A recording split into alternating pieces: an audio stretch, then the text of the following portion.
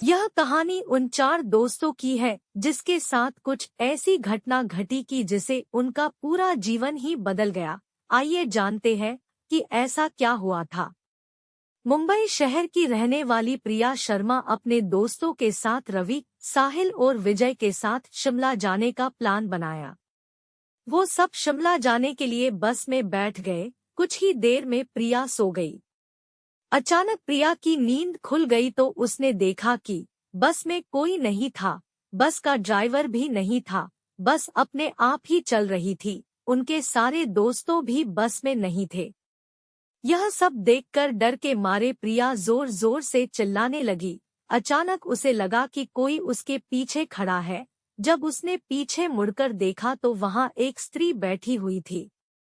उस स्त्री का चेहरा जला हुआ था। ऐसा लग रहा था कि किसने उसके चेहरे पर एसिड फेंका हो। ऐसा भयंकर चेहरा देखकर प्रिया ने चिल्लाना शुरू कर दिया, बचाओ बचाओ बचाओ।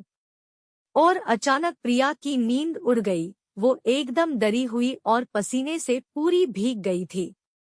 पास में बैठे हुए विजय ने पानी की बोतल दी और बोला, शायद तुम्हें कोई सपना देखा होगा।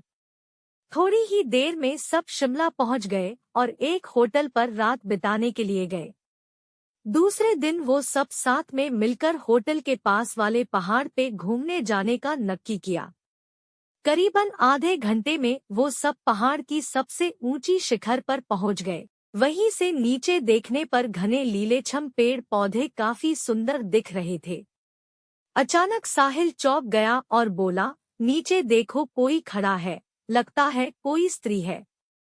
विजय और रवि भी देखने लगे लेकिन उन्हें कोई दिख नहीं रहा था और बोले, तू पागल हो गया है क्या? इस घने जंगल में कोई स्त्री कैसे आ सकती है?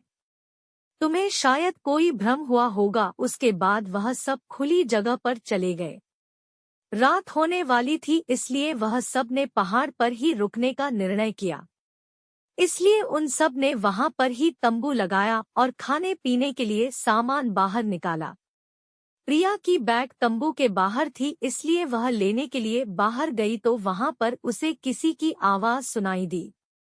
प्रिया उस आवाज की और अपनी नजर घूम आती है तो उन्हें सामने से कोई 3 आदमी आते हुए दिख रहे थे। उनके हाथ में धारदार हथियार देखकर प्रिया डर जाती है और दौड़ के तंबू के अंदर आ जाती है। उसने अपने दोस्तों से भी यह बात की लेकिन कोई उसकी बातों पर विश्वास नहीं कर रहे थे। प्रिया चिल्लाकर बोली, आप सब पागल हो गए हो क्या? कोई भी मेरी बातों पर भरोसा नहीं कर रहा है। चलिए मेरे साथ बाहर, मैं आपको बताती हूँ। वो सभी बाहर आके शिखर की टोच से नीचे देखने लगते हैं। उतने में ही उन सभी को लगता है कि कोई 3 लोग उनकी ओर बढ़ रहे हैं। यह सब देखकर वो सभी डर जाते हैं और तुरंत ही अपना अपना सामान समेटने लगते हैं और बड़े से पत्थर के पीछे जाके छुप जाते हैं। थोड़ी ही देर में वो सब ऊपर आ जाते हैं। प्रिया देख रही है कि उनके हाथ, पैर और सिर आम आदमी जैसे बिल्कुल नहीं थे। वो सब एक जगह पे बैठ जाते हैं और कुछ तांत्रिक विद्या शुरू करते हैं। उनमें से एक आदमी अपनी हाथों की उंगली को काट देता है, लेकिन अंधेरे की वजह से उन्हें कुछ भी ठीक से दिखाई नहीं देता है। अचानक उन चारों ने देखा कि एक औरत उन आदमियों के बीच में आके लेट जाती है। कोई नहीं जानता कि आखिर वो औरत वहां पे पहुंची कैसे। प्रिया ने कहा, मुझे कुछ समझ नहीं आ रहा है, आखिर यह सब हो क्या रहा है? मुझे बहुत ही डर लग रहा है।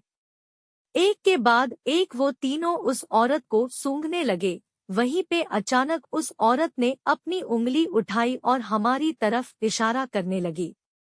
हम सब डर गई। वो तीनों उस औरत को छोड़कर हमारी ओर बढ़ने लगे।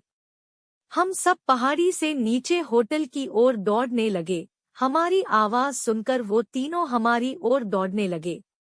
प्रिया और साहिल सबसे आगे थे और विजय और रवि उनके पीछे दौड़ रहे थे।